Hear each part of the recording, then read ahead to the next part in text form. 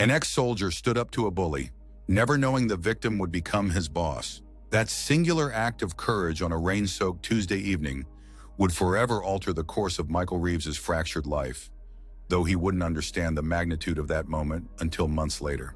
The November rain hammered against Michael's apartment window, each drop a tiny drummer announcing winter's approach. He sat motionless on the edge of his bed, staring at his trembling hands. Hands that had once diffused bombs with surgeon-like precision, now unable to hold a coffee mug without spilling. 3 months since his honorable discharge, and civilian life remained an unsolvable puzzle. Sleep eluded him most nights.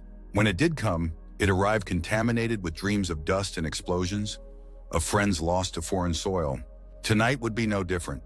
Michael slipped his feet into worn boots and grabbed his olive military jacket, the only piece of his former life he couldn't bear to store away. It smelled faintly of desert heat, even now. The night air bit at his face as he stepped outside. Walking helps sometimes. Moving without purpose, without orders, without someone's life hanging in the balance. The streets were nearly empty, most people having retreated from the weather's assault. Michael pulled his jacket tighter and kept his head down, counting steps to distract from the ringing in his ears that never quite disappeared. 1, 2, 3, 4. 1, 2, 3, 4. His military cadence accompanied him past shuttered storefronts and restaurants preparing to close. Through the fogged windows of a small coffee shop, he glimpsed warm light in the silhouettes of the last few patrons. The daily grind, read the sign, its neon glow reflecting in puddles on the sidewalk. Michael paused, considering. The thought of human interaction made his stomach tighten, but the rain was relentless, and his apartment felt more like a cell than a home tonight. The warmth inside the shop enveloped him immediately, thawing his numb fingers. The rich aroma of coffee and baked goods transported him briefly from his thoughts. Only 3 other people occupied the space, a barista wiping down counters and 2 men at a corner table. Michael ordered a black coffee and selected a small table near the door. Back to the wall, eyes on the entrance. Old habits. He was halfway through his coffee when the conversation from the corner grew louder. The larger man, dressed in an expensive suit despite the hour, loomed over the other, younger, thinner, clutching a laptop like a shield. "I don't care what your excuse is this time," the suited man snarled, his voice cutting through the soft jazz playing over the speakers. "Second deadline you've missed. You think talent gives you the right to waste my time?" The younger man's response was too quiet to hear, but his hunched shoulders and downcast eyes told Michael everything. The suited man's hand came down hard on the table, rattling mugs. "Maybe you're just not cut out for this industry. Plenty of hungry designers would kill for your position." Michael's grip tightened around his cup. The scene before him struck a familiar chord. The same power dynamic he'd witnessed countless times in different settings. A superior using fear instead of leadership. Breaking rather than building. The young man gathered his laptop with trembling hands, his face flushed with humiliation. As he stood to leave, the suited man reached out, his thick fingers gripping the designer's arm. "I'm not finished." Something snapped inside Michael. Before he could process the decision, he was moving across the cafe, his boots silent on the tile floor. Another old habit. He placed his hand firmly on the table between them. "You're finished." Both men looked up, startled by the intrusion. The suited man's face reddened, his expression morphing from surprise to indignation. "This is a private conversation," he said, eyes narrowing. "Mind your own business." Michael didn't flinch. He'd stared down far worse than an angry businessman. When you decided to have it loudly in a public place, you made it everyone's business. The younger man remained frozen, clutching his laptop to his chest, eyes darting between Michael and his aggressor. "You don't know who I am," the suited man said, rising slightly from his chair. He was taller than Michael had initially judged, with the soft physique of someone who intimidated from behind a desk rather than with actual strength. "I know exactly who you are," Michael replied, his voice quiet but firm, the same tone he'd used to calm panicked civilians during evacuations. "You're a bully who's forgotten that professional disagreements don't require public humiliation." For a moment, the suited man seemed ready to escalate. His fingers flexed, and Michael recognized the universal tell of someone considering violence. Michael shifted his weight subtly, prepared for whatever might come. The barista had stopped wiping the counter, her hand hovering near the phone. But then the suited man really looked at Michael. Perhaps he noted the military bearing, or the absolute stillness with which Michael stood, or something in his eyes that spoke of seeing things most civilians haven't.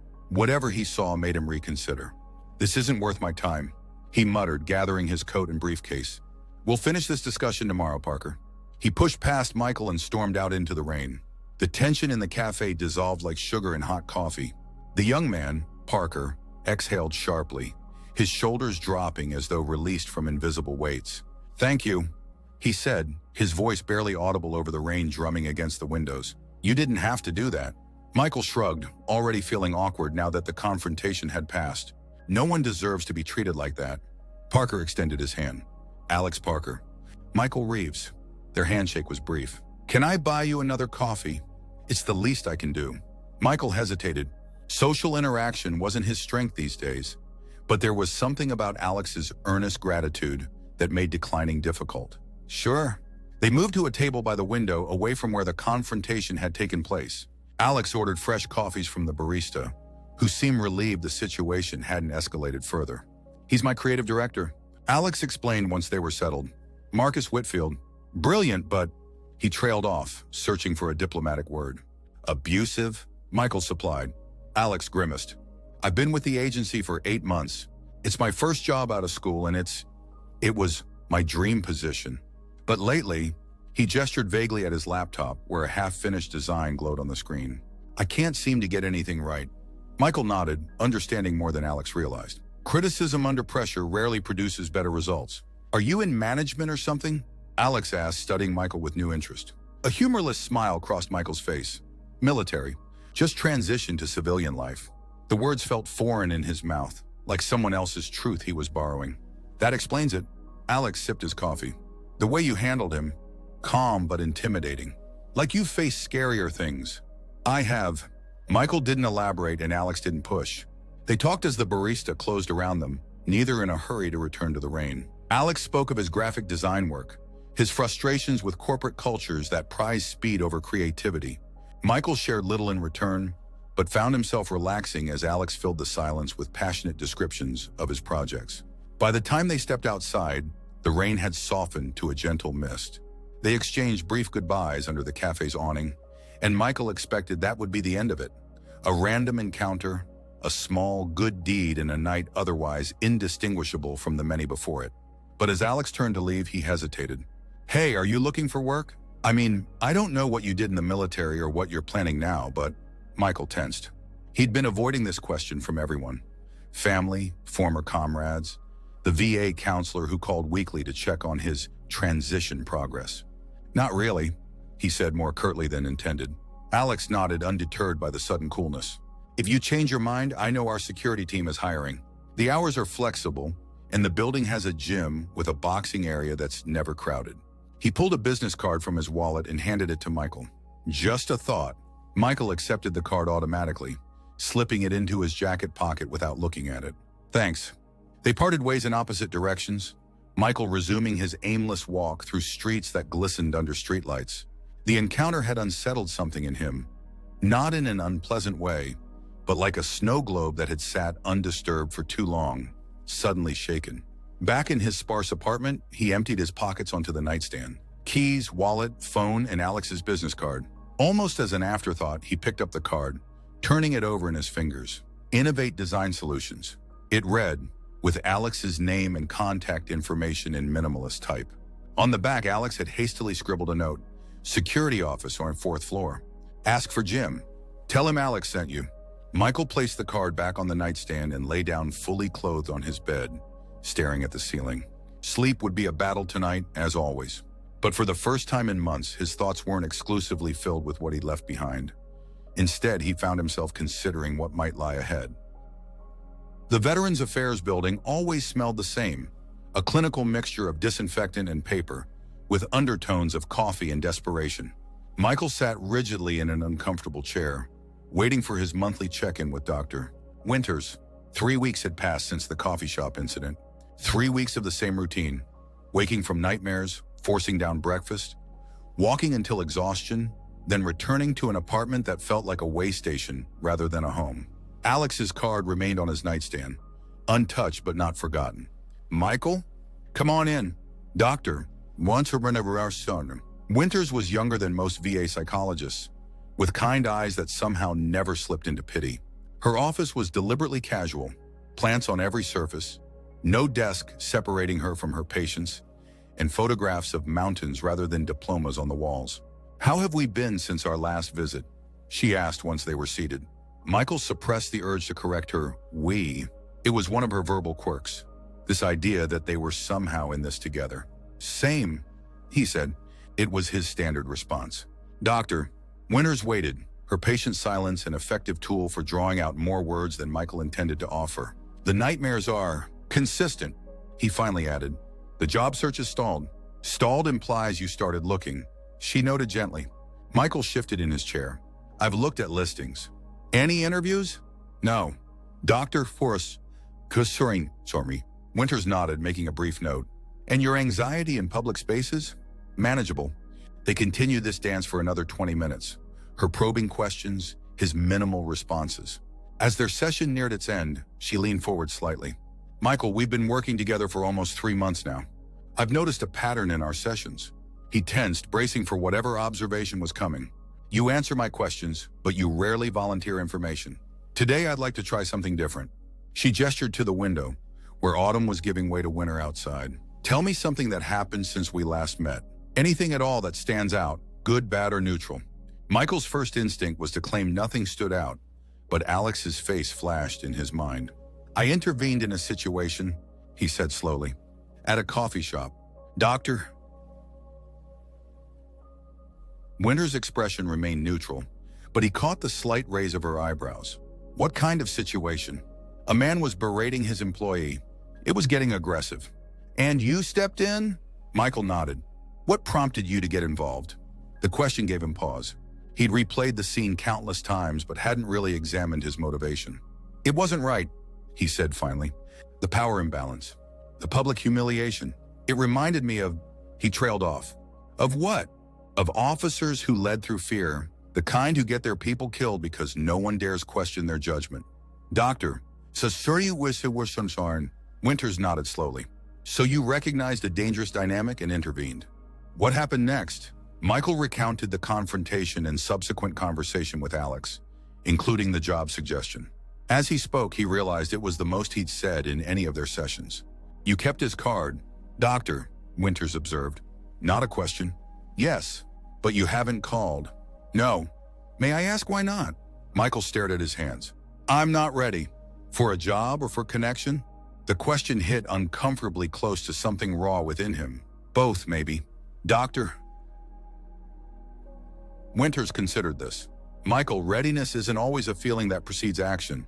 Sometimes it's developed through the action itself." She glanced at the clock. "Our time is up for today, but I'd like to suggest something for you to consider before our next session." Michael braced himself for an assignment, journaling exercises or mindfulness recordings that felt hollow to him. "Call about that security position," she said simply. "Not necessarily to take it, just to gather information. See what happens when you open that door, even just a crack." Michael left the VA building with Dr. Winters' suggestion echoing in his head. The idea of calling about the job filled him with a familiar dread, the same feeling he'd had before each mission, knowing the unfamiliar terrain ahead might contain either safety or destruction. That evening, Alex's business card found its way from the nightstand to Michael's hand repeatedly. Each time he would study it, then set it back down. By midnight, his apartment felt especially confining. The walls too close, the silence too complete. Without conscious decision, he reached for his phone and the card simultaneously.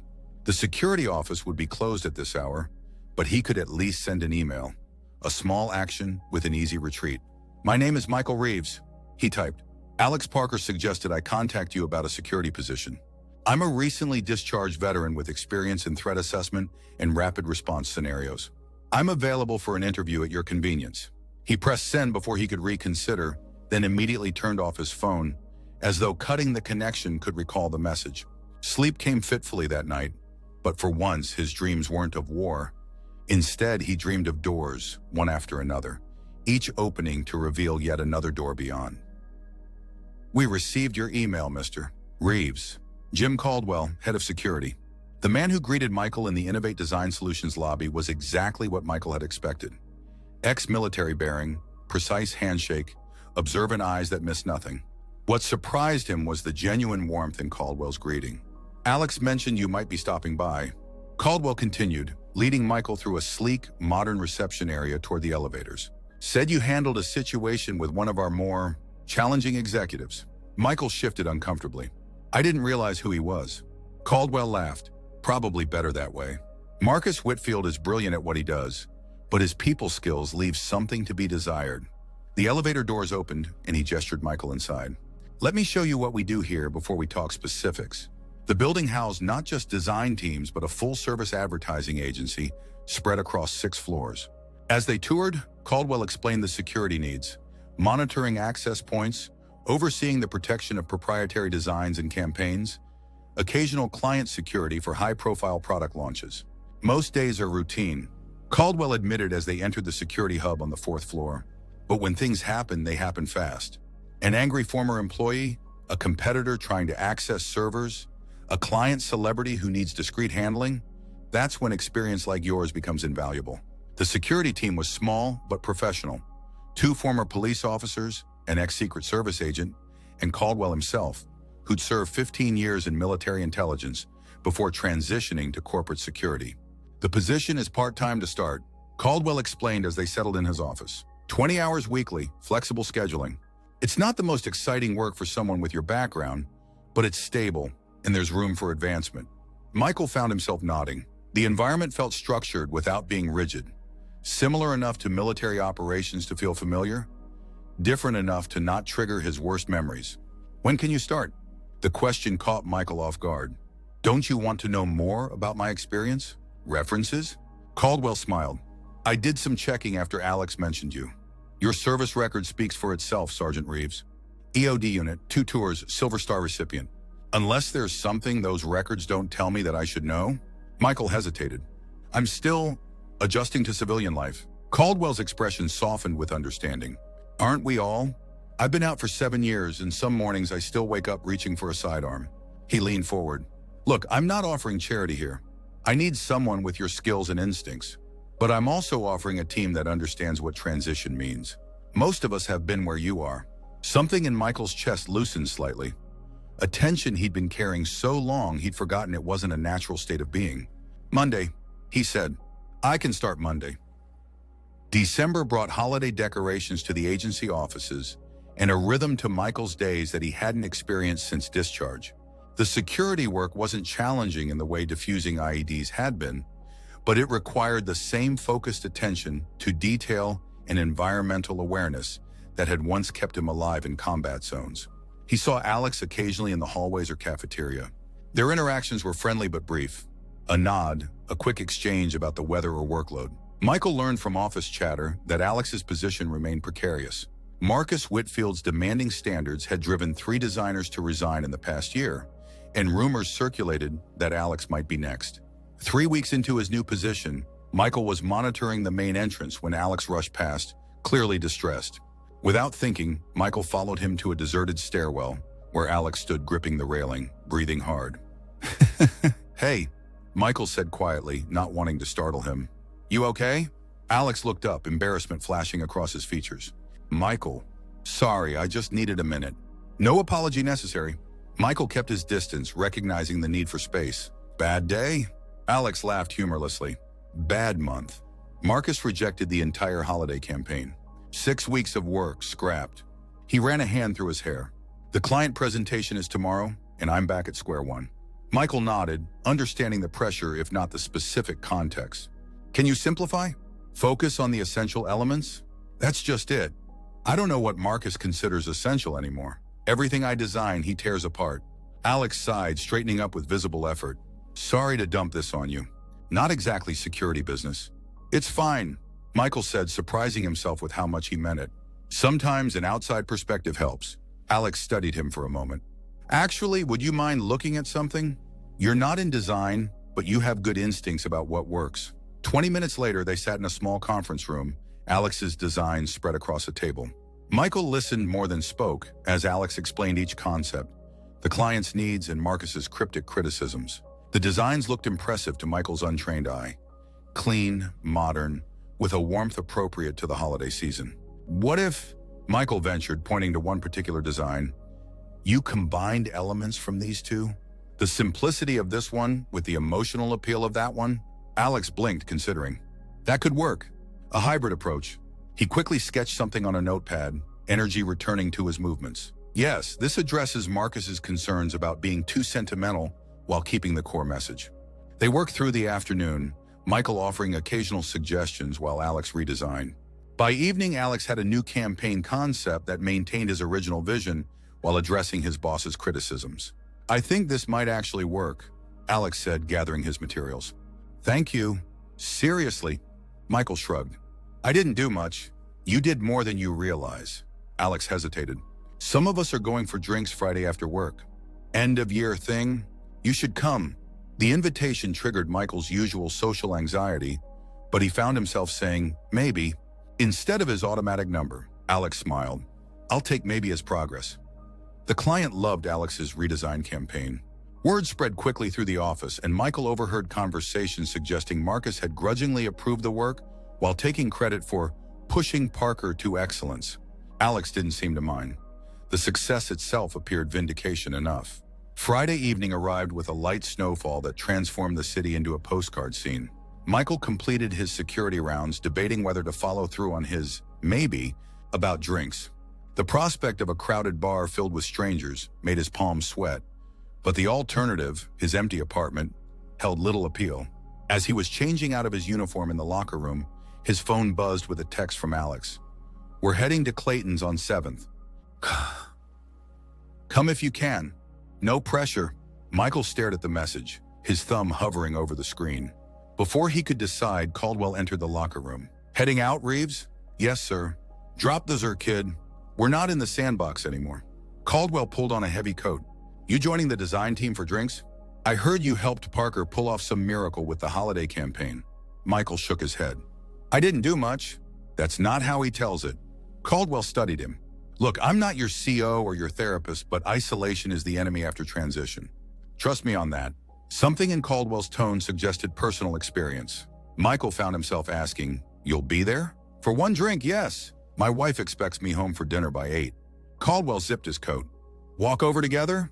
The short walk to Clayton's in Caldwell's company made the prospect of socializing marginally less daunting. The bar was crowded but not packed, with a section near the back reserved for the agency group. Alex waved them over enthusiastically. You made it, he said to Michael, his smile genuine. What can I get you? Just water for now, Michael replied, scanning the room automatically for exits and potential threats, an old habit he couldn't shake. The evening progressed more smoothly than Michael had anticipated. Caldwell's presence helped initially, providing a buffer of familiar military banter. After he left, Michael found himself drawn into conversation with Alex's design team colleagues, who were curious about his transition from military to corporate security. He answered their questions sparingly, but found their interest came without the pity or discomfort he often encountered when discussing his service.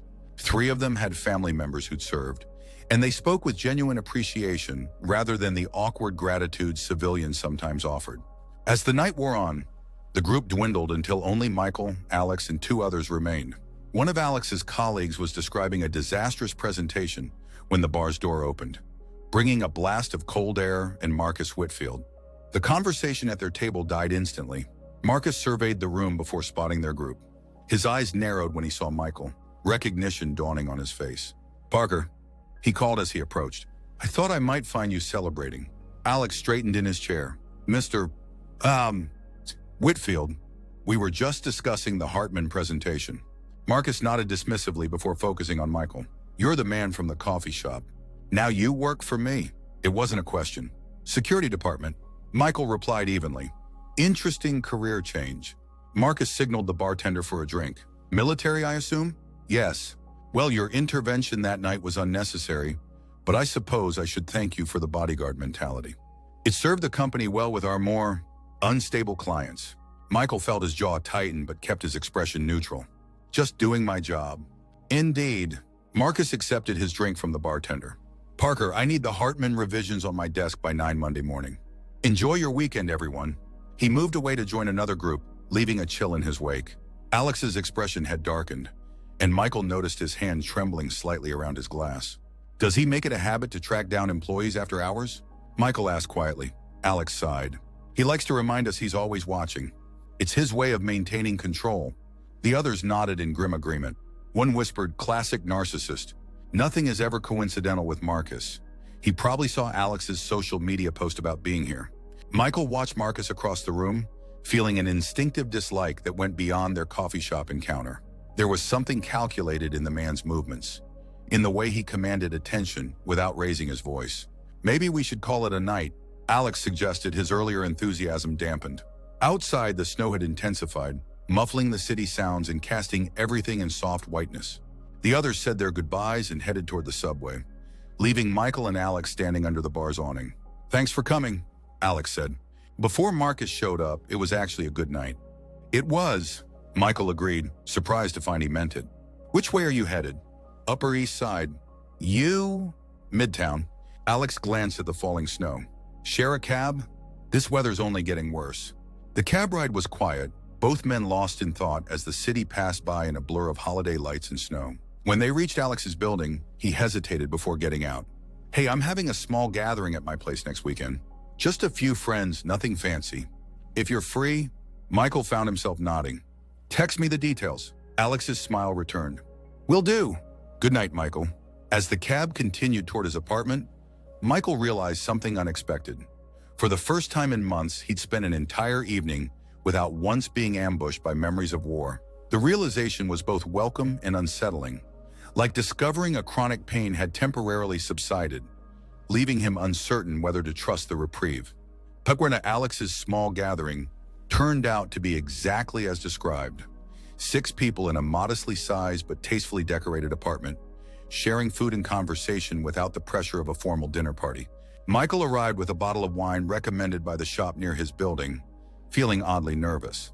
You came! Alex greeted him warmly. And you brought the good stuff. Come meet everyone. The other guests were a mix of Alex's college friends and co-workers from different departments. Michael found himself drawn into conversations about the city, current events, and occasionally his previous career, though no one pressed when he kept those details vague. As the evening progressed, Michael observed Alex in his element, relaxed, witty, attentive to his guests in a way that made everyone feel valued. It was a stark contrast to the anxious designer he usually glimpsed at work. He's different here, noted a woman named Claire, who'd taken the seat beside Michael on Alex's couch. She worked in the agency's account management department. At work, he's always so tense. Marcus's influence, I guess. Has he always been that way? Marcus, I mean, Michael asked. Claire shook her head. He used to be brilliant without being brutal. Something changed about 2 years ago. Divorce maybe, or just the pressure from upstairs. The agency's been struggling to keep major clients. Michael filed this information away, though he wasn't sure why it seemed important.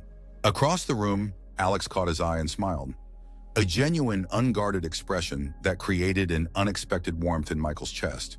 Later, as guests began to leave, Michael helped Alex clear dishes from the living room.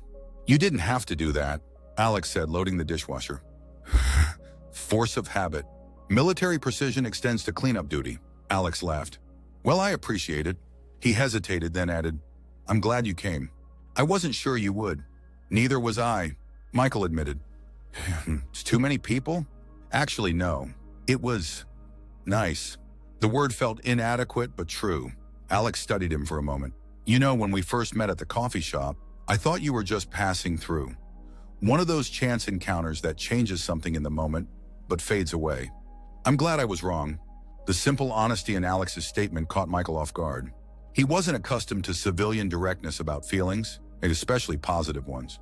Me too, he said finally. They finished cleaning in comfortable silence. When Michael left, the night air felt less biting than usual, as though something had shifted slightly within him. A small adjustment in how he occupied space in the civilian world. January brought new routines. Michael increased his hours at the agency, taking on additional responsibilities that included personal security for visiting clients. He and Alex established a pattern of casual lunches twice weekly, conversations that ranged from work challenges to deeper discussions about their backgrounds and aspirations. Michael learned that Alex had grown up in a small Pennsylvania town, the son of a factory worker and a school teacher. His artistic talents recognized early, but never expected to provide a viable career. His position at Innovate represented not just professional success, but a validation of risks taken against practical advice. In turn, Michael shared more about his military service than he had with anyone except Dr. Winters.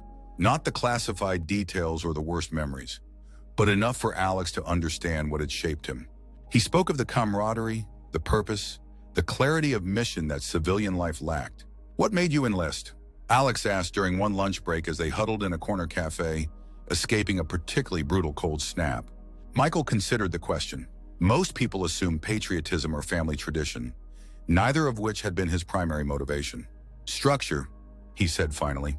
"I was drifting after high school, working dead-end jobs, getting into minor trouble. The military offered a system where effort directly corresponded to results. Follow orders, master skills, advance. The rules were clear." Alex nodded thoughtfully. "Makes sense. I used to think the corporate world would be similar. Talent and hard work leading to recognition and advancement. Reality's messier." "Marcus?" "Partly him, partly the politics. Sometimes I wonder if I'm cut out for this environment." Alex stirred his coffee absently. "The work itself I love. The constant battle for approval is exhausting." Michael understood more than he could articulate. Different contexts, similar struggle, the search for validation, for confirmation that one's contributions mattered. "From what I've seen," he offered, "your work speaks for itself." Alex's smile was grateful but tinged with resignation. If only that were enough. Their lunches became anchors in Michael's week, points of human connection that made the other days more navigable. Dr. Surnasoir Silburn. Winters noted the change in their sessions, commenting on Michael's improved sleep patterns and diminished hypervigilance. "You're building a life here," she observed during their February meeting. "Not just existing in civilian space, but engaging with it." Michael couldn't deny the assessment. Beyond his friendship with Alex, he'd developed working relationships with Caldwell and the security team, occasionally joining them for basketball in the company gym. He'd even attended a veteran support group at Dr. Winters' suggestion, finding unexpected comfort in the shared understanding of transition struggles. The anxiety that had defined his first months of civilian life hadn't disappeared, but it had receded enough for him to recognize it as a condition rather than a permanent state of being. Progress by any measure. Then came the Watson incident. Watson and Bradshaw represented Innovate's largest potential client, a pharmaceutical conglomerate whose business would stabilize the agency's finances for years. The presentation team had worked for months preparing their pitch, with Alex's design work forming the centerpiece of their rebranding strategy. Security preparations had been extensive. Caldwell assigned Michael to the executive protection detail, responsible for the safety of both the Watson executives and the agency's leadership during the presentation and subsequent dinner. High stakes, Caldwell warned during their briefing.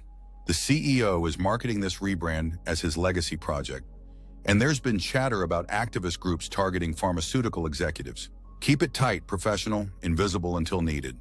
The day of the presentation dawned clear and cold.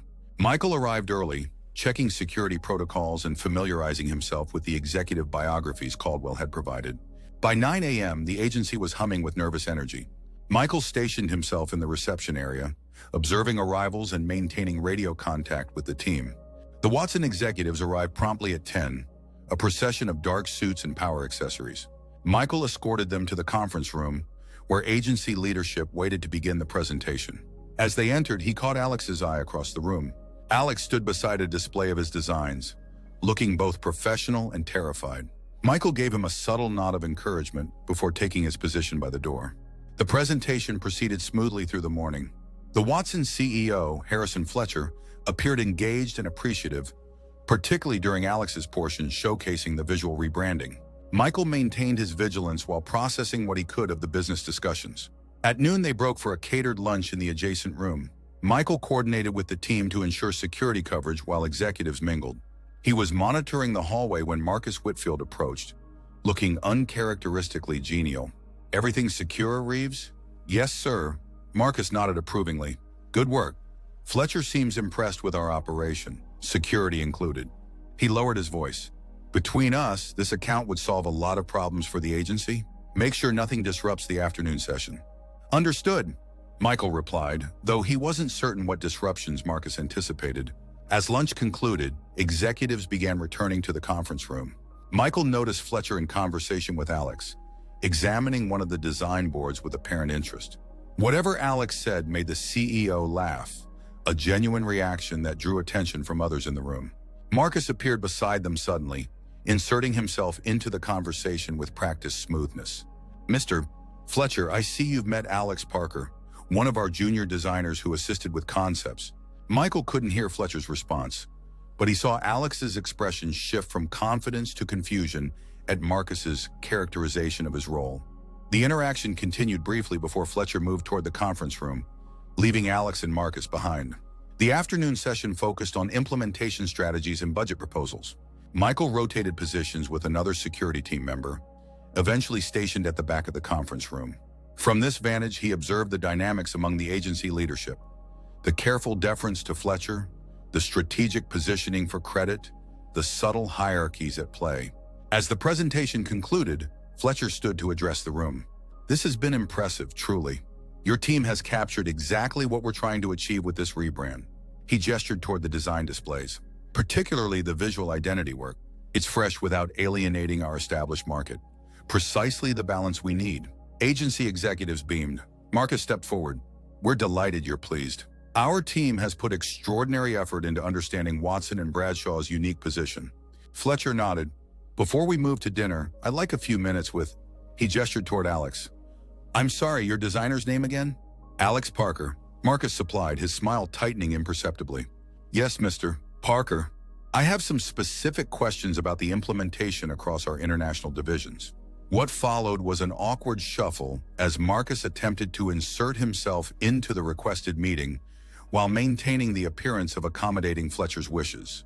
Eventually, they settled in a small breakout room. Fletcher, Alex, Marcus, and 2 Watson executives. Michael positioned himself outside, alert but not intrusive. Through the glass wall, he could see Alex answering questions with growing confidence, navigating what appeared to be technical design inquiries with professional ease. Marcus contributed occasionally, his expression alternating between pride in the work being praised and discomfort at not being the primary focus of attention. When they emerged 20 minutes later, Fletcher was saying, "Remarkable grasp of both the creative and strategic elements. You've got quite a talent there, Whitfield." "We cultivate excellence," Marcus replied smoothly. The group moved toward the elevators, headed to the reserved restaurant for dinner. Michael followed at a professional distance, coordinating with the team member who would drive the executive car. As they waited for the elevator, Fletcher turned to Alex. "Will you be joining us for dinner, Mr. Parker? I'd like to continue our discussion." Before Alex could respond, Marcus interjected, "Unfortunately, Alex has deadline commitments for another client.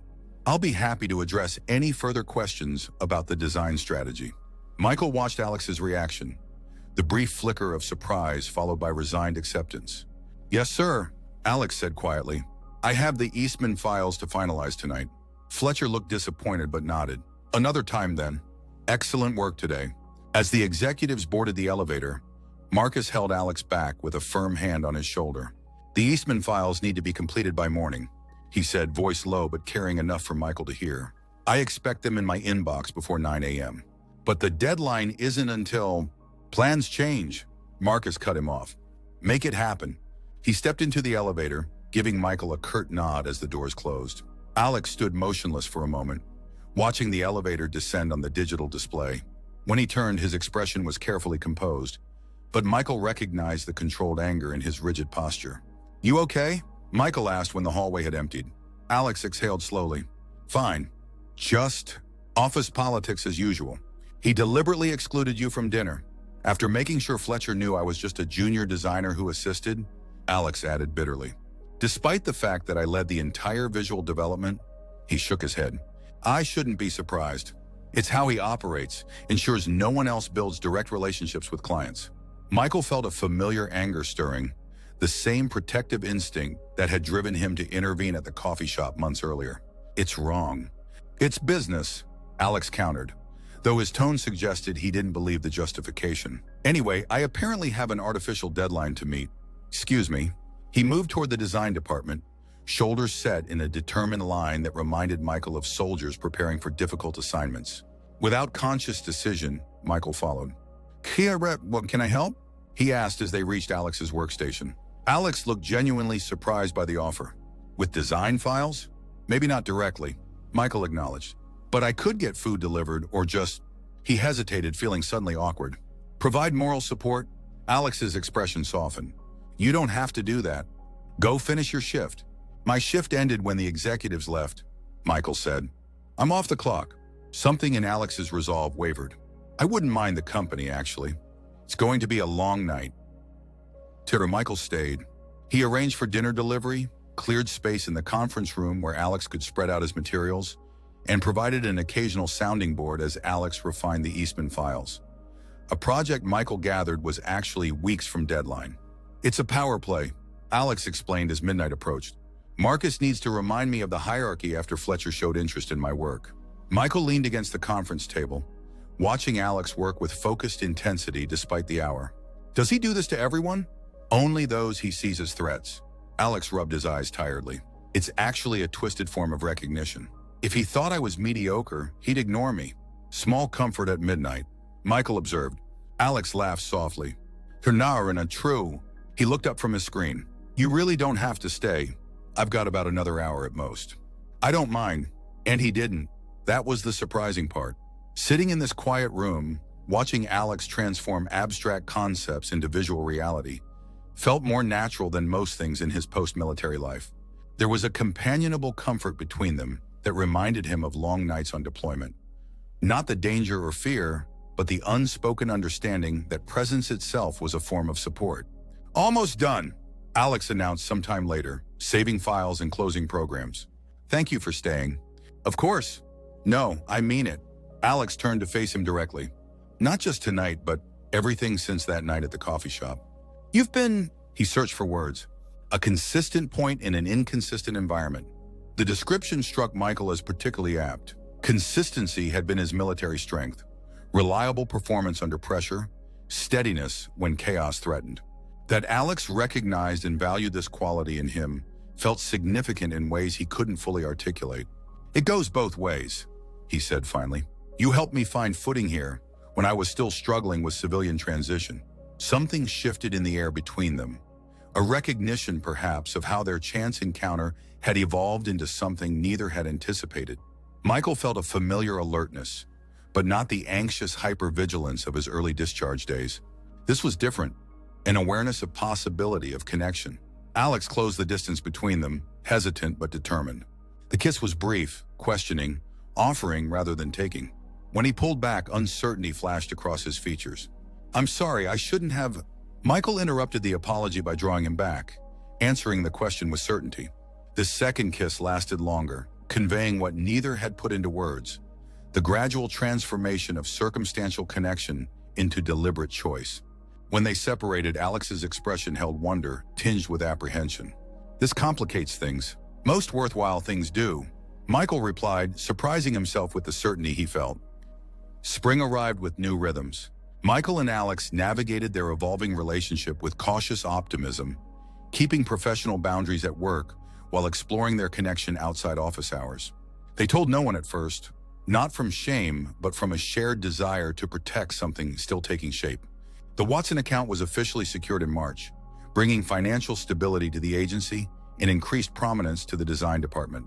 Marcus took primary credit publicly, while privately acknowledging the team's contributions with bonuses and promotions. Alex received neither, despite Fletcher's specific praise for his work. It's almost impressive how thoroughly he can erase my contributions, Alex remarked one evening as they walked through Central Park, the first warm weekend of the season drawing crowds to the lawns and pathways. Fletcher asked specifically to work with me on the implementation phase, and somehow Marcus has redirected every communication through himself. Michael had witnessed the systematic sidelining over the past weeks. Have you considered going over his head? The CEO must realize your value to the account. Alex shook his head. Agency politics aren't that simple. Marcus has history with the executive team. He's been there since the beginning. I'm replaceable in their eyes, he sighed. Besides, confrontation isn't my strength. It doesn't have to be confrontational, Michael suggested. Just factual. Documentation of your contributions, client feedback, timeline of your involvement. You sound like you're planning a tactical operation, Alex said, smiling despite his frustration. Same principles apply. Identify objective, gather intelligence, develop strategy, execute with precision. Alex's smile widened. Is that how you approach everything? Not everything, Michael replied, taking Alex's hand as they walked. This, the feel of fingers interlaced with his own, the simple pleasure of shared space, required no tactical consideration, only presence. Their relationship deepened as spring advanced. Michael found himself spending more nights at Alex's apartment than his own, drawn to the warmth and personality that permeated every corner of the space. His own apartment remained Spartan, utilitarian, a reflection of his initial approach to civilian life as a temporary deployment rather than a permanent reality. "You could bring some things over," Alex suggested one Sunday morning as they lingered over coffee. "Keep a drawer here, at least." The offer carried weight beyond the practical consideration. Michael nodded, unable to articulate how significant the gesture felt. This invitation to occupy space in another's life. At work, they maintained professional distance, though Michael suspected Caldwell had noticed the change in their dynamic. The security chief made no direct comment, but occasionally scheduled Michael for assignments that coincidentally allowed him breaks that aligned with Alex's lunch hours. As April ended, the Watson implementation entered high gear.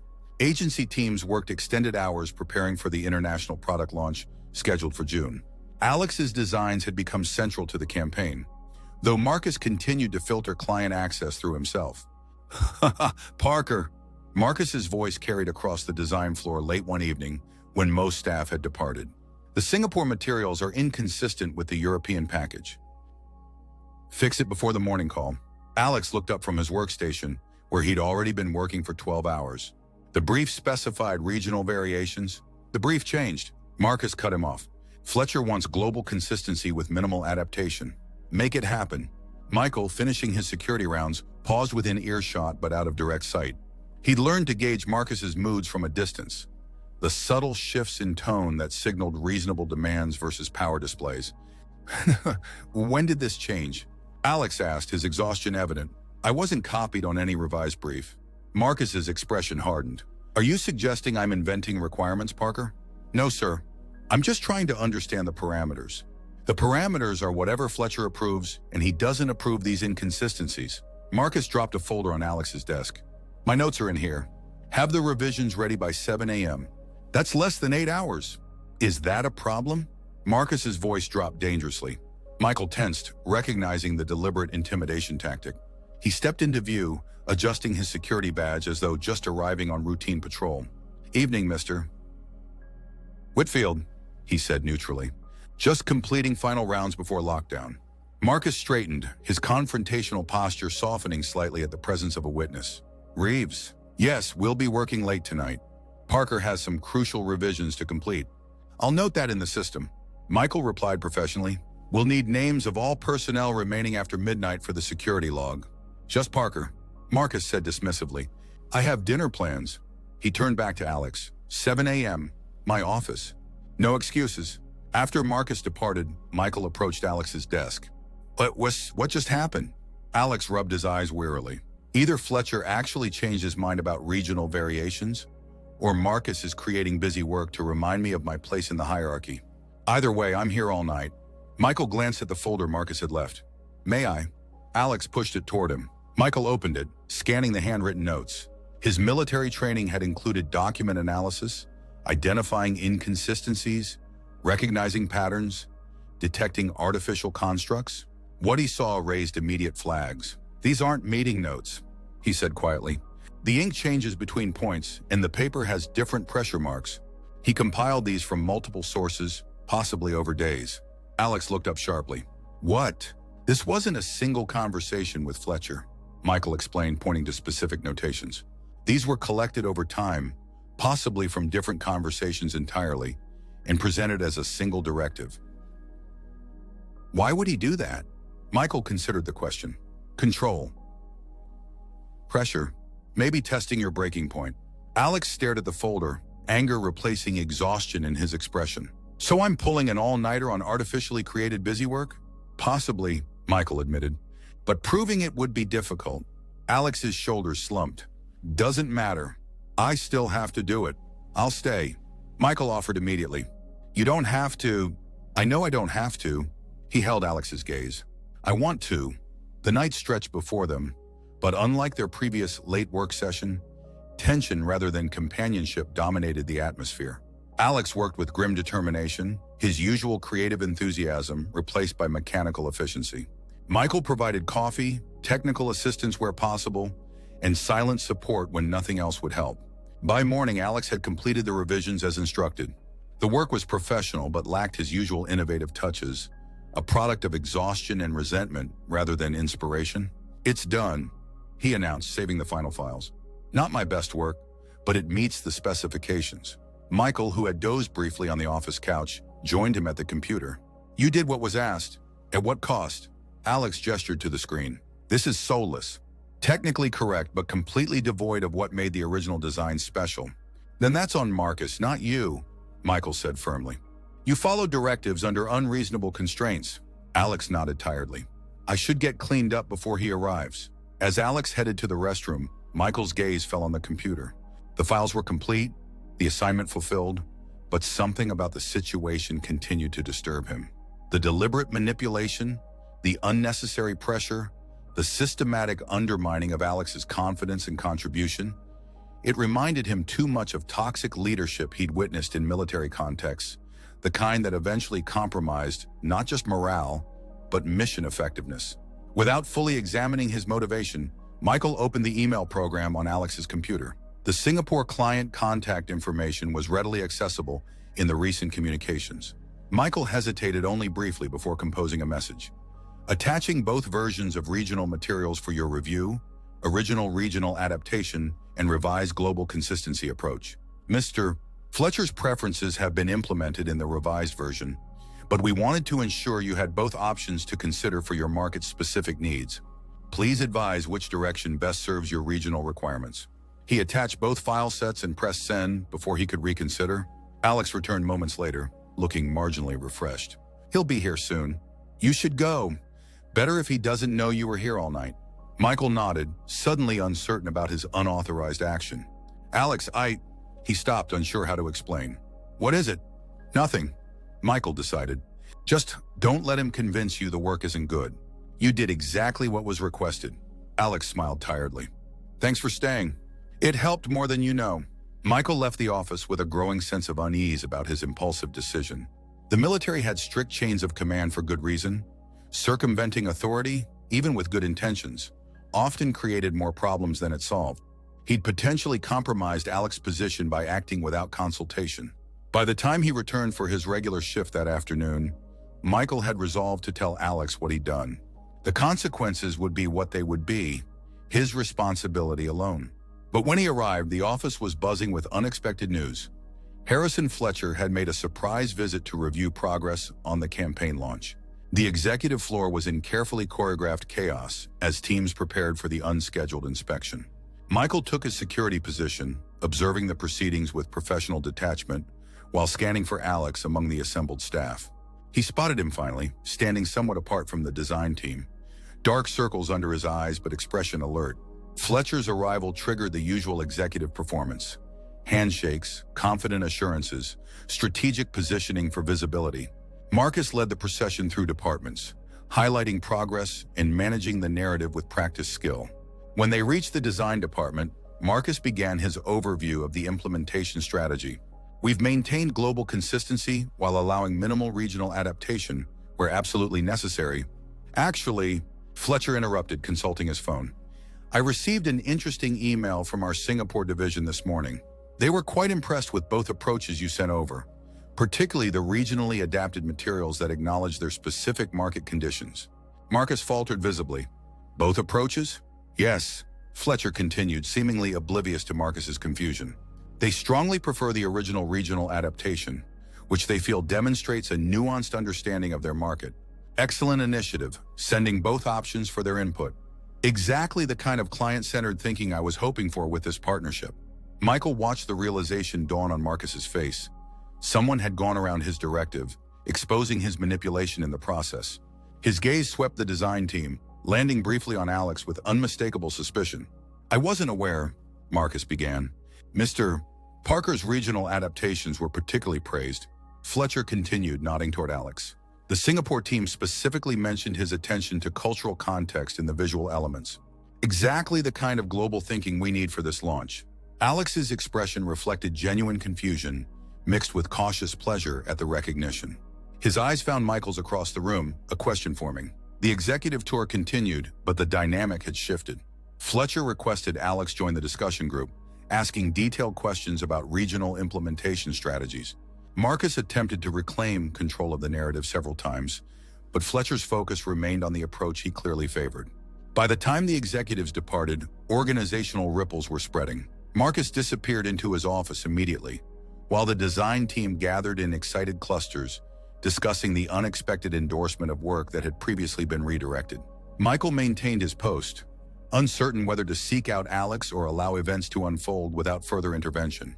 The decision was made for him when Alex appeared beside him an hour later, expression unreadable. "Security office," Alex said quietly. "Now." They walked in silence to the empty security suite. Once inside, Alex closed the door and faced Michael directly. "Did you email Singapore last night?" Michael didn't hesitate. "Yes." "Without telling me?" "Yes." "I should have consulted you first." Alex paced the small room. "Do you understand what you've done? You've put me directly in Marcus's crosshairs. He knows someone went around him, and he thinks it was me. I'll clarify that it was my action, not yours," Michael said immediately. "And then what?" Alex demanded. "You explain you accessed my computer without permission? That doesn't solve anything. It just makes me look like I can't control access to client communications." Michael hadn't considered this aspect. In military operations, taking responsibility for actions was straightforward. Rank and protocol determined consequences. Civilian professional politics operated by different, less defined rules. "I thought I was helping," he said finally. "The assignment was manipulative busy work designed to wear you down and diminish your contribution. The Singapore team deserved to see both approaches. That wasn't your call to make," Alex replied, though his anger seemed to be receding. "But Fletcher's endorsement of the regional approach does validate what I've been saying for weeks. It exposed Marcus's tactics," Michael added. "Fletcher clearly prefers your original concept, the one Marcus tried to bury." Alex sighed, leaning against the desk. "It's complicated. Yes, Fletcher likes my approach, but now Marcus feels undermined. He won't forget that." "Then document everything moving forward," Michael advised. "Every instruction, every change, every client interaction. Build your case systematically." "My military strategist," Alex said, a reluctant smile forming. "Planning battles on all fronts. Old habits," Michael acknowledged. "I am sorry for acting without consulting you." "It won't happen again." Alex studied him for a moment. "Your intentions were good. The execution was problematic, but I appreciate the impulse to protect." The admission eased something in Michael's chest, the fear that his impulsive action had damaged what they were building together. What happens now?" "I have a design team suddenly looking at me differently, and a creative director who probably wants me gone," Alex summarized. "So, business as usual, but with higher stakes." His attempt at humor couldn't fully mask the apprehension in his voice. Michael recognized the expression from his military days, the forced lightness soldiers adopted when facing uncertain outcomes, the brave face that concealed very real concerns. "Whatever comes," Michael said quietly, "you don't face it alone." The simple promise seemed to steady Alex. He nodded, straightening from his leaning position. "I should get back. There's actual work to do now, regardless of the politics." As he moved toward the door, Michael asked, "Dinner tonight? Your place?" Alex suggested. "I could use neutral territory after today." Michael nodded, though neutral wasn't how he would describe his apartment. Empty was more accurate. While Alex had created a home filled with personality and comfort, Michael's space remained transitional, minimalist to the point of austerity. The contrast reflected their different approaches to civilian life. Alex building, Michael still merely existing. Perhaps it was time to change that. The following weeks brought subtle but significant shifts. Fletcher's endorsement elevated Alex's standing within the design team, while creating palpable tension with Marcus. Projects that had previously been redirected through senior designers now came to Alex directly, along with more frequent client interactions that Marcus could not easily intercept. Michael observed these changes with cautious optimism, noting Alex's growing confidence even as he maintained vigilance for potential backlash. Marcus had retreated strategically, his usual micromanagement replaced by a more distant, evaluative approach that made his intentions difficult to discern. At home, and Michael had begun thinking of Alex's apartment as home, they established comfortable routines. Weeknight dinners, weekend explorations of the city, quiet evenings of parallel activity, Alex sketching while Michael read. The simplicity of these shared moments provided an anchor that neither had fully realized they needed. Michael's own apartment gradually transformed as well. Alex's influence appeared in small additions: plants on the windowsill, artwork on previously bare walls, colorful throw pillows on the utilitarian couch. These changes were never imposed, always offered as suggestions that Michael could accept or decline. He accepted more often than not, finding unexpected comfort in the slow conversion of space from temporary housing to actual home. Dr. Winters noted the transformation in their monthly sessions. "You're putting down roots," she observed during their May meeting. "Not just adapting to civilian life, but actively building it." Michael couldn't deny the assessment. The hypervigilance that had dominated his early transition had receded significantly. He still maintained security awareness. Old habits remained, but the constant sense of threat had diminished, replaced by a growing capacity for present-moment engagement. "The nightmares are less frequent," he admitted, "maybe once a week now, instead of nightly. And the anxiety in public spaces? Manageable. Crowded environments are still difficult, but I've developed better coping strategies." Dr. Winters nodded approvingly. "And your relationship with Alex? How is that evolving?" Michael considered the question. "It's good. Stable. We're taking things slowly." "Have you discussed future plans? Living arrangements, career trajectories?" "Not specifically," Michael acknowledged. "We're focused on the present." "That's understandable, Doctor," Winters replied. "But at some point, looking forward becomes part of building a life rather than just maintaining one." The observation stayed with Michael in the days that followed. His military training had emphasized present-focused attention. The mission at hand required full concentration. Future planning was for strategic sessions, not field operations. Civilian life operated differently, with concurrent timelines requiring simultaneous attention. An opportunity to explore this difference arose unexpectedly. Caldwell approached Michael after a security team meeting, his expression uncharacteristically hesitant. "Got a minute, Reeves?" They moved to Caldwell's office, a space that reflected its occupants' organized, practical nature. Caldwell closed the door, a rarity that immediately heightened Michael's alertness. "I've been approached about a security position with a client." Caldwell began without preamble. "International operation, specialized team, significant responsibility. Good money, excellent benefits." Michael nodded, uncertain why Caldwell was sharing this information. "I recommended you for consideration," Caldwell continued. "They're looking for someone with your specific background, EOD experience, tactical training, proven judgment under pressure. The position would involve some travel, but home base would remain New York." Michael blinked, processing the unexpected development. "I'm flattered by your confidence," he managed, "but I'm not looking to change positions." Caldwell leaned back in his chair. "Hear me out before deciding. This isn't just another security job. It's an opportunity to use your specialized military skills in a civilian context. The kind of position that acknowledges your training rather than minimizing it." What exactly would the role entail? Threat assessment for high-value installations, security protocol development, specialized training for in-house teams, some personal protection details for executives in sensitive locations. Caldwell pushed a folder across the desk. "All the details are in here. Review it, think about it." They're not expecting an immediate answer. Michael accepted the folder automatically. Who's the client?" "Watson and Bradshaw," Caldwell replied. "Fletcher was impressed with our security operations during his visits. When they decided to enhance their international security protocols, he requested recommendations from our team specifically." The connection to Fletcher complicated the scenario in ways Michael hadn't anticipated. "Does this have anything to do with Alex's work on their account?" Caldwell shook his head. "Fletcher doesn't know about your personal relationship. That's been professionally handled by both of you. This recommendation is based solely on your qualifications and my assessment of your capabilities." Michael nodded, still processing the implications. "I'll review the materials. That's all I ask," Caldwell said. "For what it's worth, I think you're ready for this level of responsibility. Your transition has been more successful than you give yourself credit for." The conversation left Michael with unexpected questions. The position represented professional advancement, utilization of his specialized training, and financial improvement. Logical next steps in civilian career progression.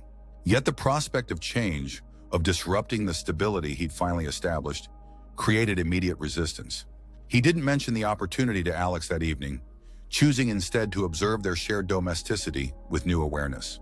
They prepared dinner together in Alex's kitchen, moving around each other with the comfortable synchronization that develops between people accustomed to sharing space. The routine felt precious suddenly, potentially fragile. "Earth to Michael," Alex said, waving a hand before his face. "You're a million miles away tonight." Michael refocused. "Sorry. Long day. Anything specific or general end-of-week fatigue?" The question presented an opportunity for disclosure, but Michael hesitated. "Just thinking about something Caldwell mentioned today." Alex raised an eyebrow. "Sounds mysterious." "Not really." Michael deflected. "Security upgrades for the Watson account. Routine planning." The partial truth felt uncomfortable, but Michael needed time to process his own response before introducing potential complications. The military had taught him to analyze situations thoroughly before taking action. Emotional reactions were data to be considered, not directives to be followed automatically. Later that night, after Alex had fallen asleep, Michael examined the folder Caldwell had provided. The position was indeed substantial, strategic rather than merely operational, with compensation reflecting the increased responsibility. The travel requirements were reasonable, the security concerns legitimate, the company reputation solid. By objective measures, it represented an ideal next step in civilian career progression. Yet as he closed the folder, Michael felt no excitement, only a vague sense of disruption, as though someone had suggested relocating a garden that had only recently taken root. The metaphor caught him by surprise. Gardens implied permanence, cultivation, growth over time. When had he begun thinking of his life in such terms? The realization was both comforting and unsettling, evidence of healing perhaps, but also of vulnerability. Attachment created the potential for loss. Alex stirred beside him, unconsciously seeking closer contact in sleep. Michael set the folder aside and turned toward him, allowing the simple warmth of connection to temporarily override analytical thought. These questions would wait for daylight. This moment required only presence. The Watson launch date approached with increasing momentum. Agency departments worked extended hours coordinating global implementation details, with Alex's design team handling last-minute adaptations and revisions. The atmosphere combined excitement and exhaustion, the familiar intensity of project culmination. Michael maintained his security duties while privately considering the Watson job offer. He discussed the opportunity with Dr. Winters, who encouraged him to explore his hesitation rather than dismiss it. "Change can be challenging for anyone," she'd noted, "but particularly for those who've experienced significant transitions recently. Your caution may be protective, or it may be resistance to growth. The important question is, what specifically concerns you about this opportunity?" The question remained unanswered as Michael observed the agency's preparation for the launch event. Security arrangements had been enhanced at Fletcher's request, with Michael assigned to coordinate between agency and venue teams. The work provided welcome distraction from his personal deliberations. 3 days before the launch, Michael was reviewing security protocols in the conference room when Alex appeared in the doorway, his expression uncharacteristically tense. "Do you have a minute?" Alex asked, closing the door behind him. Michael set aside his materials. "Of course. Everything okay?" Alex paced the length of the conference table before responding. "I just had the strangest conversation with Fletcher. He asked if I'd heard about your new opportunity with Watson." Michael froze, unprepared for this development. "What did you say?" "That I had no idea what he was talking about," Alex replied, studying Michael's reaction. Which was true. "Is there something you want to tell me?" The direct question left no room for evasion. Michael exhaled slowly. "Caldwell recommended me for a security position with Watson. I was reviewing the details before making any decisions." "When did this happen?" 2 weeks ago." Alex's expression shifted from confusion to hurt. 2 weeks and you didn't mention it?" "I needed time to consider it properly," Michael explained. "The position would involve some travel, different responsibilities. I wanted to understand my own response before discussing it." "And what is your response?" Alex asked, his voice carefully neutral. Michael hesitated. "I'm uncertain. The position makes sense professionally, but..." "But what?" "But it would change things," Michael admitted. "Our routines, our time together. I wasn't ready to introduce that variable without fully understanding the implications." Alex's posture softened slightly. "You could have talked to me. We could have explored those implications together." "You're right," Michael acknowledged. "I'm still learning how this works. Sharing decisions, considering mutual impact. Military training emphasizes individual assessment before team consultation. This isn't a military operation," Alex pointed out. "It's a relationship. Different protocols apply." The observation was both accurate and gently humorous, easing some of the tension between them. Michael nodded, accepting the correction. "You're right. I should have told you immediately." Alex leaned against the conference table. "So tell me now, what's the position?" "What are you thinking?" Michael described the opportunity in detail: the international scope, the specialized requirements, the increased responsibility and compensation. Alex listened attentively, asking occasional clarifying questions without interjecting opinions. "It sounds perfect for your background," he said when Michael finished, "utilizing your military expertise rather than just your general security skills." "On paper, yes," Michael agreed. "But the timing?" "What about the timing?" Michael struggled to articulate the complex interplay of considerations. "We're just establishing stability. This position would introduce new variables: travel schedules, different stresses, potential confidentiality constraints. Those are logistical challenges," Alex observed. "Important, but manageable with planning." "Is there something else?" The question penetrated Michael's carefully maintained analytical approach, reaching the emotional core he'd been circling. "I'm afraid," he admitted finally, "of disrupting what we've built, of losing the first place that's felt like home since discharge." The vulnerability of the confession hung between them. Alex moved closer, his expression softening further. "Michael, home isn't just the routines we've established or the physical spaces we share. It's what we've built between us. The understanding, the support, the connection. That doesn't disappear because your job description changes." The reassurance eased something in Michael's chest, though uncertainty lingered. "What about your situation here? With Marcus, the Watson account, your career progression?" "My professional challenges exist independent of your job opportunity," Alex replied. "We support each other through them, but we don't make career decisions based on temporary workplace dynamics." His practical approach reflected a civilian perspective that Michael was still internalizing. The understanding that careers evolved over decades, not in predefined tours of duty with clear beginnings and endpoints. "What would you do?" Michael asked directly. "If you were considering this position?" Alex considered the question seriously.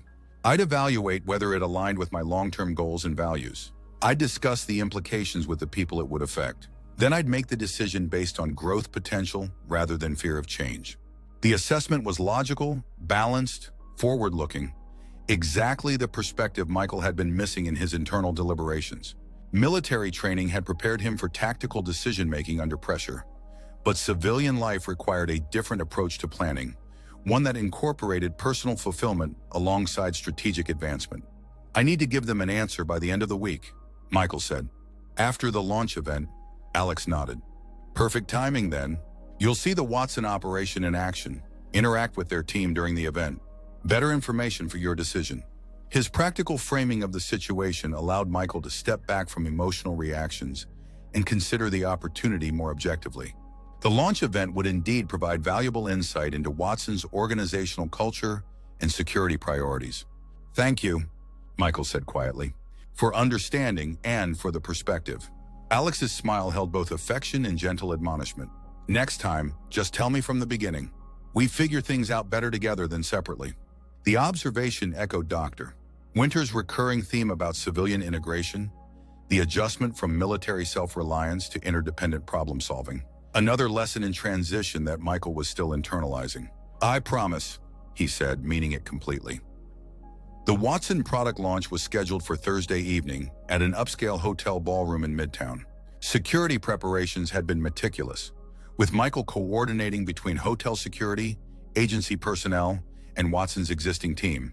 The experience provided valuable insight into the company's protocols and priorities, information that would inform his decision about the job offer. Michael arrived early for final security checks, noting with approval the professional disposition of the Watson security personnel. Their operation appeared well organized, their communication protocols clear. If this represented the standard operational culture, the position would indeed provide a structured environment that aligned with his training. Agency staff arrived in waves throughout the afternoon, transforming the ballroom with design elements that reflected Alex's visual concepts. Michael observed with pride as Fletcher personally complimented the installation, drawing Alex into detailed discussions about specific elements, while Marcus hovered on the periphery, attempting to insert himself into the conversation. By evening, the venue had been transformed into a sophisticated showcase for Watson's rebranded product line.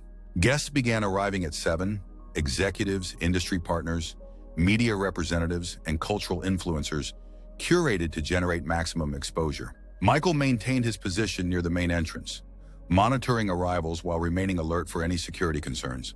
An hour into the event, Fletcher approached the security station. "Everything's secure, Mr. Reeves?" "Yes, sir. No issues to report." Fletcher nodded approvingly. "Excellent work with the coordination. Your attention to detail hasn't gone unnoticed." He lowered his voice slightly.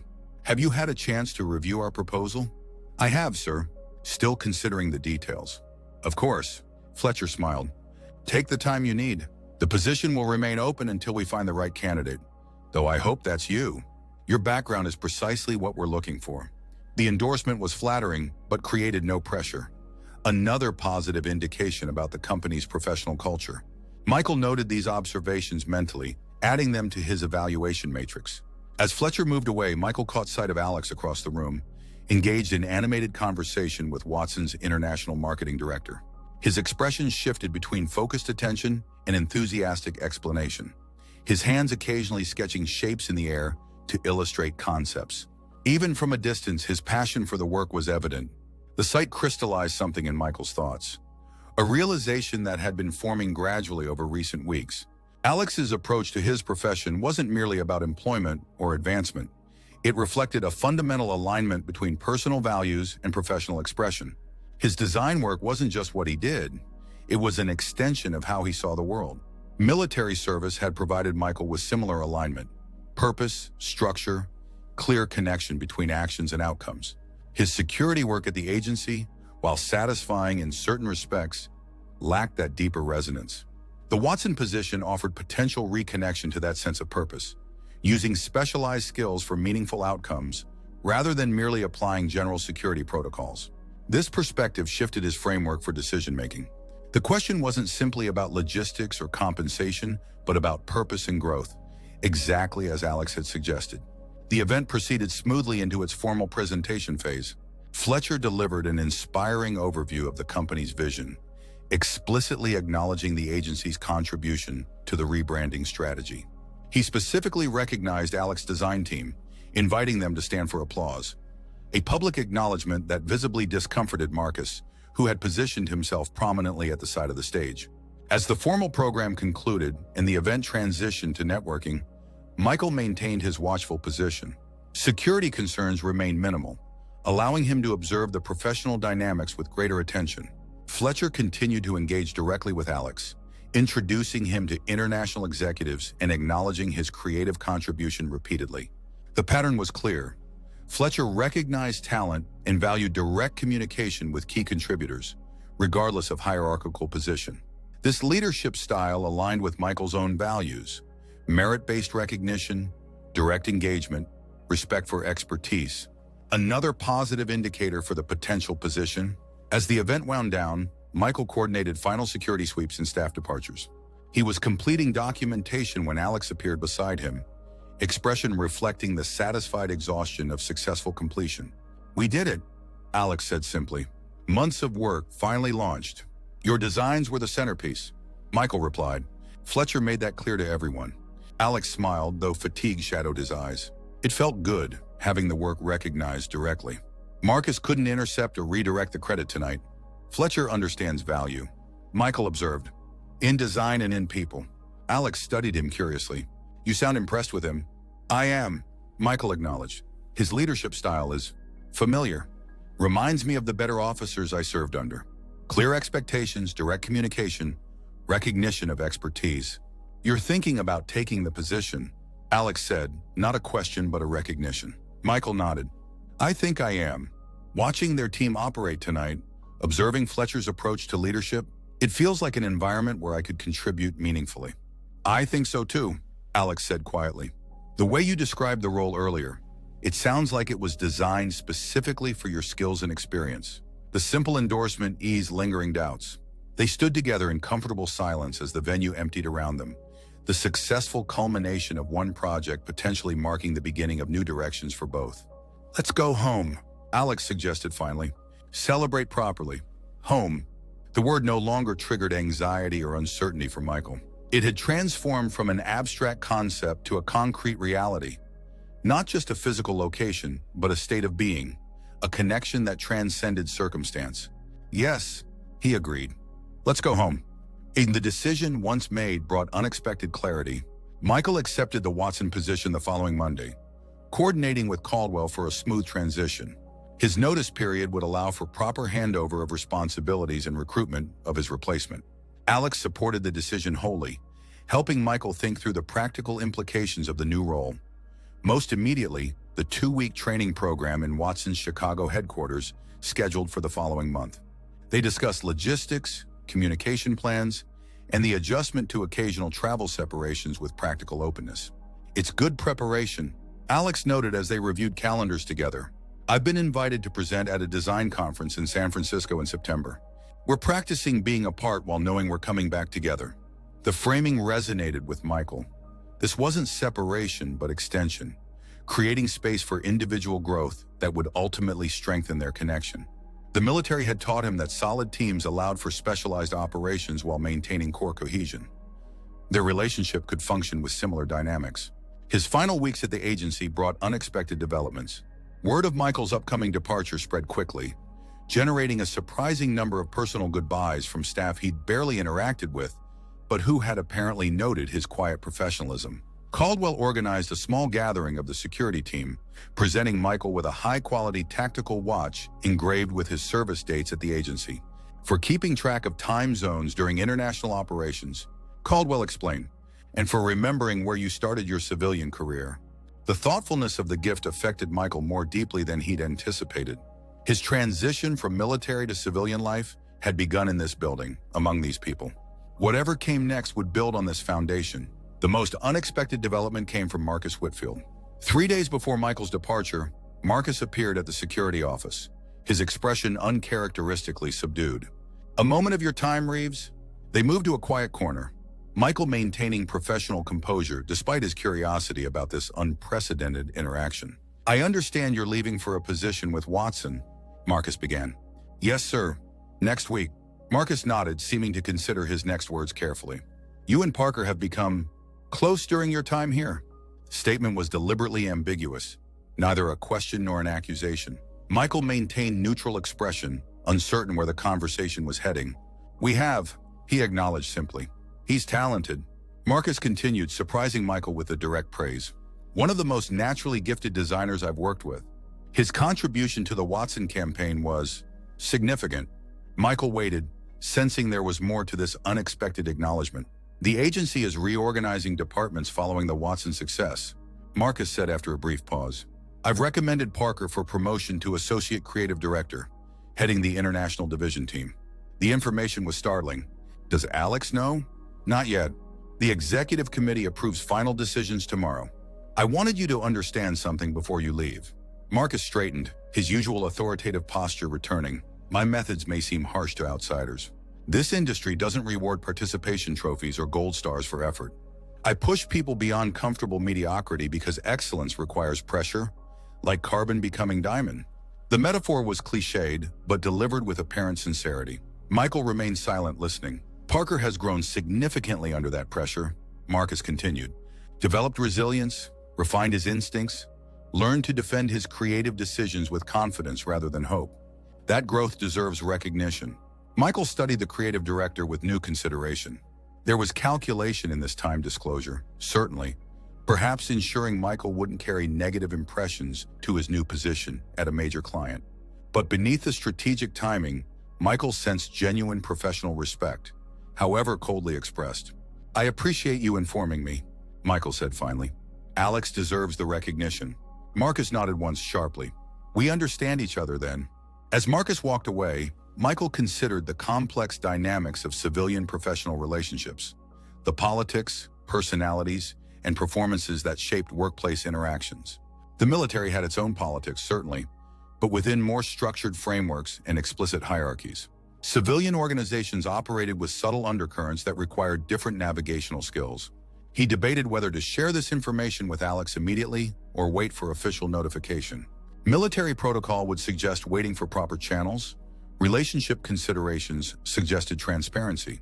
Another balance to strike between different value systems. The decision became moot when Alex texted later that afternoon. Marcus just called me into a meeting with executive leadership tomorrow morning. No explanation. Should I be worried? Michael smiled at the timing, but kept his response neutral. Nothing to worry about. Focus on your achievements with Watson. You've earned recognition. That evening, they celebrated both transitions, Michael's new position and Alex's potential promotion, with quiet acknowledgement of how far they'd come since that rainy night at the Daily Grind. The coffee shop had become a regular weekend destination, a deliberate honoring of where their connection began. Did you ever imagine this outcome? Alex asked as they prepared dinner together, moving around Michael's apartment with the same comfortable synchronization they developed at his place. That night when you stepped between Marcus and me? Michael considered the question seriously. I imagined nothing beyond that moment. Military training focuses on immediate objectives, not distant outcomes. And now I'm learning to envision longer horizons, Michael admitted, personal and professional. Tell me about these horizons, Alex prompted, his expression attentive. Michael hesitated, then offered the truth that had been forming in recent weeks. I see us building something sustainable, not just navigating separate careers that happen to coexist, but creating a shared life with space for individual growth. The declaration was more direct than his usual careful speech, but something about this moment, this transition point between what had been and what might be, called for explicit clarity rather than cautious implication. Alex's smile contained everything Michael needed to know about the reception of his words. I see that too, he said simply, very clearly. The confirmation settled something final in Michael's thoughts. Whatever challenges the new position might bring, whatever adjustments their relationship might require, the foundation they'd built would remain solid, not because circumstances remained unchanged, but because their commitment to building together transcended circumstance. Dr. Winters had been right all along. Readiness wasn't a feeling that preceded action, but a capacity developed through action itself.